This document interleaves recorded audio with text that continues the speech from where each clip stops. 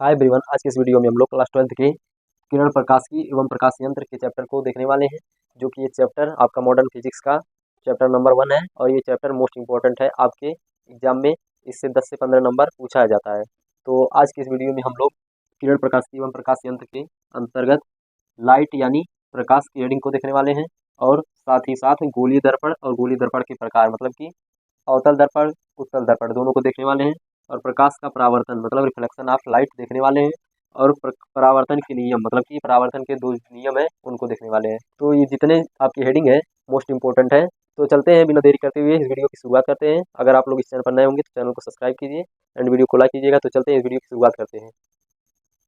तो दोस्तों हम लोग फाइनली आ गए हैं किरण प्रकाशिकी एवं प्रकाशिक यंत्र के चैप्टर पर और ये आपका मॉडर्न फिजिक्स का चैप्टर नंबर 1 है और यह चैप्टर आपके बोर्ड एग्जाम के लिए मोस्ट इंपॉर्टेंट है। तो चलते हैं इस चैप्टर के हेडिंग को देखते हैं।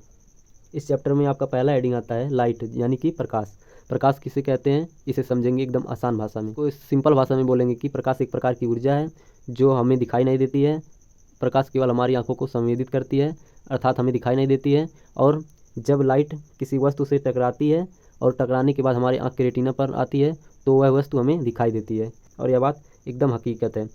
अगर जब तक लाइट किसी वस्तु से टकरा के हमारे आंख के रेटिना पर नहीं पड़ेगा तब तक हमें वह वस्तु दिखाई ही नहीं देगा कि वह किस रंग का है। दुनिया में हर एक चीज़ कलरलेस होता है। अगर जब तक उस पर लाइट ना पड़े और हमारे आँख के रेटिना पर ना पड़े तो वह वस्तु की कलर हम नहीं बता सकते हैं। तो वही कहा गया है, इसको देख लेते हैं। प्रकाश एक प्रकार की ऊर्जा है जो हमें दिखाई नहीं देती है और प्रकाश केवल हमारी आंखों को संवेदित करती है और जब प्रकाश की किरण हमारी आँख के रेटिना पर पड़ती है तो वस्तु हमें दिखाई देने लगती है। फिर इसमें देखेंगे कि वास्तव में प्रकाश एक प्रकार की विकिरण ऊर्जा है जो वैद्युत तरंग के रूप में आगे बढ़ती है और निर्वात में प्रकाश की चाल जो होता है 3 × 10⁸ मीटर पर सेकंड होता है और ये मोस्ट इंपॉर्टेंट है, इसको याद कर लीजिएगा और यह न्यूमेरिकल में भी काम पड़ सकता है।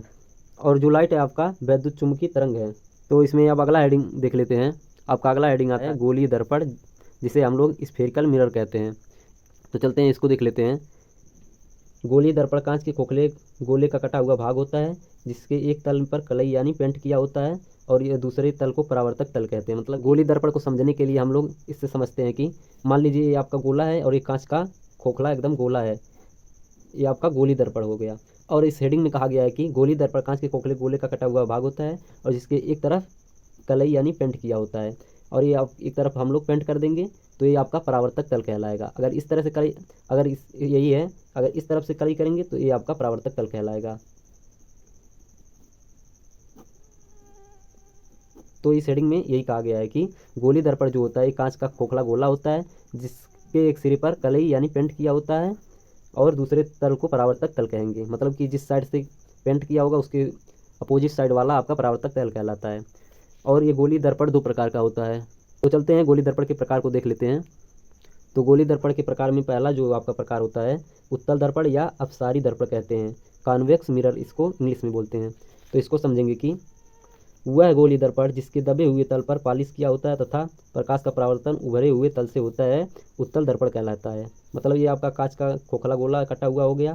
तो अगर इस तरफ से हम लोग पेंट कर देंगे तो ये पॉलिशदार सतह कहलाएगा या पेंट किया हुआ सतह कहलाएगा और इस साइड वाले को परावर्तक तल बोलते हैं। अभी पीछे दर्पण में ही हम लोग गोलीय दर्पण में देखे हैं।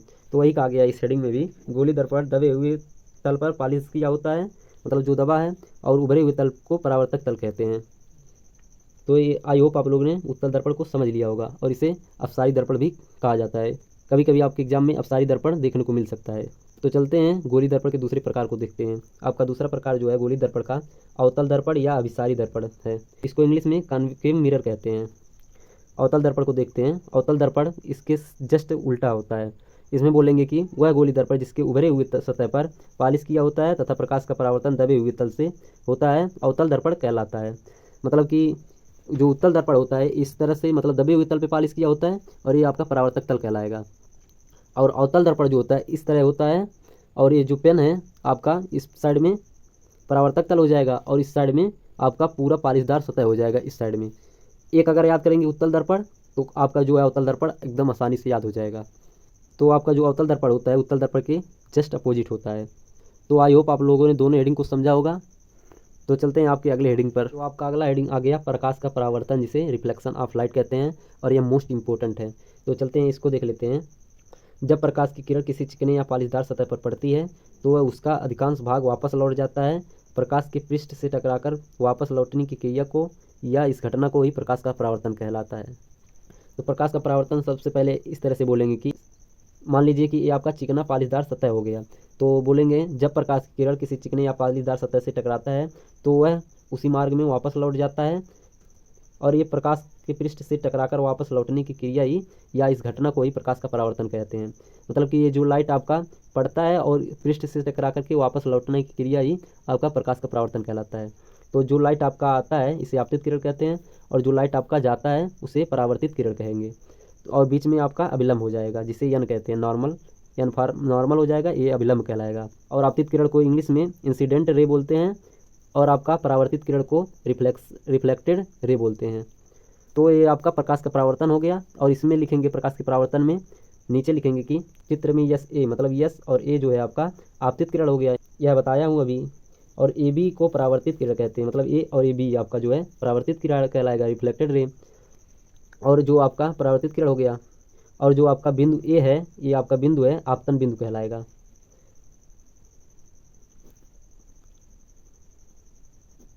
ये आपका आपतन बिंदु हो गया, आपतन बिंदु कहते हैं। तथा बिंदु पर खींचा गया अभिलंब यन जो आपका यन नॉर्मल कहलाता है। इतना लिखने के बाद आपका प्रकाश का परावर्तन हो जाएगा।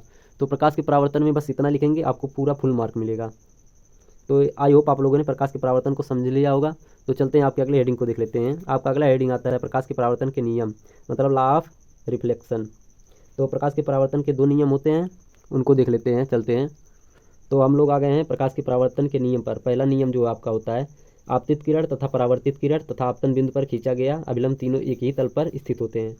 यहाँ पर देख सकते हैं कि वही है कि ये आपतित किरण और परावर्तित किरण और बीच में खींचा गया अभिलंब तीनों एक ही पॉइंट पर आपतन बिंदु पर मिल रहे हैं। तो वही कहा गया है कि आपतित किरण, परावर्तित किरण तथा आपतन बिंदु पर खींचा गया अभिलंब तीनों एक ही तल पर स्थित होते हैं।